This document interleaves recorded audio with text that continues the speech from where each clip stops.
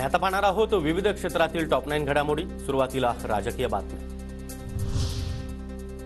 नाशिकमधून छगन भुजबळांची उमेदवारी जाहीर होण्याची शक्यता। देवेंद्र फडणवीस आणि अजित पवार यांच्यामध्ये काल नाशिकच्या जागेसंदर्भात चर्चा। भुजबळांना उमेदवारी जाहीर झाल्यास हेमंत गोडसे यांच्या भूमिकेकडे लक्ष।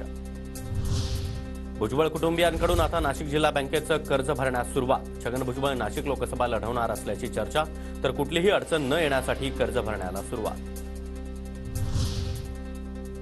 माझा हेमंत गोडसेंप्रमाणे भुजबळांना विरोध। महाविकास आघाडीच्या उमेदवारीला पराभूत करण्यासाठी मराठा उमेदवार हवा। भुजबळांनी मराठा समाजाविरोधात केलेल्या वक्तव्याचा महायुतीला नाशिकमध्ये फटका बसू शकतो। भाजपचे इच्छुक उमेदवार दिनकर पाटील यांचं वक्तव्य। साहेबांनी मराठा समाजाच्या बाबत खूप विरोधात या महाराष्ट्रामध्ये वक्तव्य केलेले आहेत, बोललेले आहेत। त्याचा फटका हा आपल्याला या नाशिक लोकसभा मतदारसंघात बसेल। सगळेच नाराज आहेत की ही जागा भाजपची आहे, भाजपला सुटावी आणि प्रचंड असा विरोध भुजबळ साहेबांना सुद्धा आहे, जसा हेमंत गोडसेंना विरोध आहे। ठाकरे गटाचे नेते संजय राऊत आजपासून 3 दिवसांच्या सांगली दौऱ्यावर। कार्यकर्त्यांकडून विमानतळावर स्वागत। चर्चा करण्यापेक्षा कामाला लागा। रामटेकमध्ये काँग्रेसच्या उमेदवारासाठी आम्ही काम करू, राऊतांची प्रतिक्रिया। धर्म सगळेच पाळतायत, तेही पाळतात, आम्ही पाळतोय। आता या सगळ्या चर्चा करण्यापेक्षा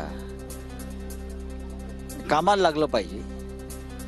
आता रामटेक हे आमचा मतदारसंघ होता सिटिंग, त्यांनी उमेदवार जाहीर केला, आम्ही काय बोललो का? नाही, आता त्यांनी केला, आम्ही काम करू त्यांच्या उमेदवाराचं। आज किंवा उद्या सांगलीचा विषय सुटलेला असेल। महाराष्ट्र काँग्रेसचे प्रभारी रमेश चेन्नीथला यांची सांगलीच्या जागेवर प्रतिक्रिया। सांगली का विषय अभी तक नहीं छूटा है क्या? वो तो हो जाएगा, आज पूरा हो जाएगा। मैं आपको एक बात बताना चाहता हूँ। जब एक अलायंस होता है, अलायंस में हर पार्टी अपना डिमांड रखते हैं, लेकिन फाइनल हम लोग आज कल तक पूरा फाइनल हो जाएगा।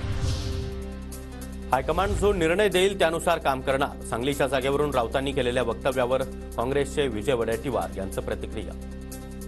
तर तो वादविवादाचा प्रश्न फार काही आता वाढवण्याची गरज नाही। दोनही पक्षांनी आपापली भूमिका मांडलेली आहे। जो निर्णय होईल, हायकमांड घेतील, त्या निर्णयाला मान्य राहून आम्ही सर्व महाराष्ट्रातील आणि सांगलीतील नेते काम करतील।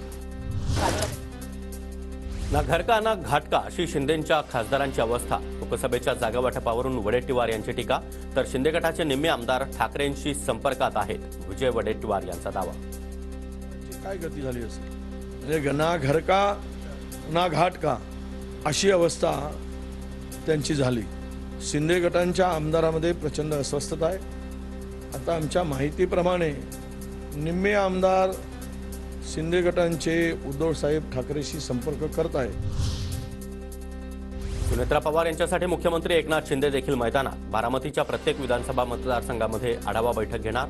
बारामतीमध्ये संपर्क प्रमुखांना बैठका घेण्याच्या सूचना। तर सुनेत्रा पवार यांच्या प्रचारार्थ देवेंद्र फडणवीस यांची आज इंदापुरात जाहीर सभा। हर्षवर्धन पाटलांच्या मागणीनंतर फडणवीस इंदापुरात सभा घेणार। दुपारी 4 वाजता सभेला सुरुवात।